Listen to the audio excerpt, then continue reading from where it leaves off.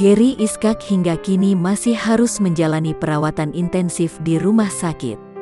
Dilansir Warta Kota, Humas Persatuan Artis Film, Parvi Evrio, mengungkapkan Gary dirawat di Rumah Sakit Pertamina Pusat, RSPP, Jakarta Selatan. Gary mendapatkan perawatan intensif setelah didiagnosa menderita sirosis atau kanker hati. Diberitakan Tribun News, Rika sempat mengabarkan kondisi sang suami melalui Instagram story miliknya @richaiskak, Jumat, tanggal 18 Juni tahun 2021.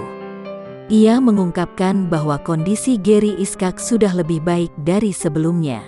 Lalu, Rika meminta maaf pada awak media karena belum bisa memberikan konfirmasi apapun. Rika Novicia juga mengucapkan terima kasih untuk semua doa dan perhatian yang ditujukan kepada Gary Iskak.